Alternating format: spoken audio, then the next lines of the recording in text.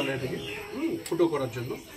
আর আমরা একটা দেখতে পাচ্ছি খুব প্রচলিত একটি সরঞ্জাম, এটা হচ্ছে কি বলা হয়, খোপ বসলা।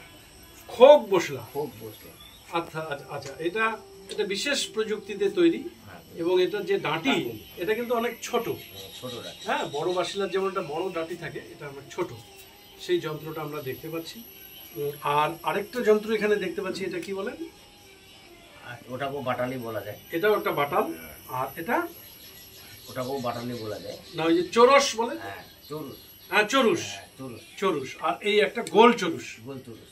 অর্থাৎ খুব সামান্য কিছু যন্ত্রপাতি দিয়ে এই দুর্মূল্য জিনিসগুলো তারা তৈরি করেন। এবং আমি যতটুকু জেনেছি, মানে আমাদের পার্শ্ববর্তী রাষ্ট্র নেপালে আমাদের এই মুখোশগুলো কিন্তু খুব মূল্যবান। এবং আমি কাঠমান্ডুতে একটা জায়গাতে গিয়ে দেখেছি যে সেখানে মুখোশের একেবারে বিরাট বড় সম্ভার, প্রচুর মানুষ সেখান থেকে মুখোশ সংগ্রহ করে নিয়ে যায়। আমাদের এই যে মুখোশগুলো আমরা হাতের কাছে দেখতে পাচ্ছি, আপনারা কি এই মুখোশগুলো কোনো বিক্রির উদ্দেশ্যে তৈরি করেছেন কখনো? না, কিন্তু এগুলোকে বিক্রির উদ্দেশ্যে তৈরি করলে বিভিন্ন মেলায় বা প্রদর্শনীতে যদি এগুলোকে নিয়ে যাওয়া যায়, তাহলে মানুষ কিন্তু এগুলোকে ক্রয় করবে বলে আমার বিশ্বাস। এবং আমি গেরগেরু সিংহ, যিনি এই মুহূর্তে আমার সঙ্গে রয়েছেন, তার কাছে আমার একটা প্রশ্ন। আপনার যে পরবর্তী প্রজন্ম, আপনার ছেলে মেয়ে কতজন?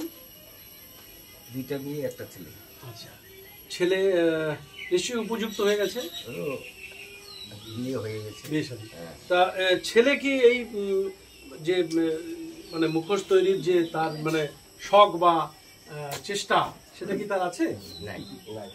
তাহলে এটা কিন্তু পরবর্তী প্রজন্মের মধ্যে সেভাবে প্রভাবিত হয়নি।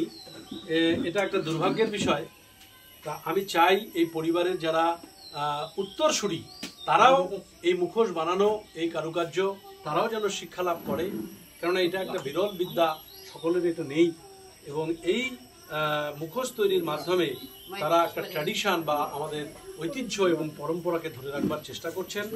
আজকে আমি দেখে সত্যি অভিভূত হয়ে গেলাম এবং আমি আন্তরিকভাবে নমস্কার জানাচ্ছি গেরগেরু সিংকে এবং এই পরিবারের অন্যান্য সদস্য যারা আমাদের অভ্যর্থনা দিলেন, আতিথেয়তা দিলেন, তাদের প্রত্যেককে নমস্কার জানাই।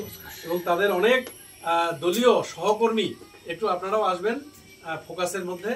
হ্যাঁ, একটু আপনি আসবেন, বিধাননগর থেকে দাদা এসেছেন, একটু ফোকাসে আসেন আপনারাও।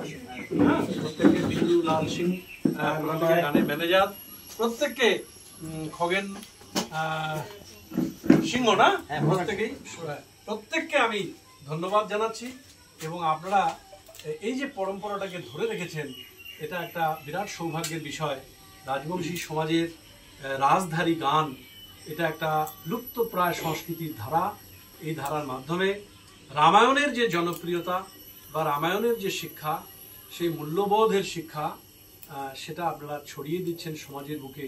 অনেক কষ্ট সহ্য করে, অনেক ত্যাগ স্বীকার করে আপনাদের প্রত্যেককে আমার আন্তরিক অভিবাদন, নমস্কার। প্রত্যেককে আমি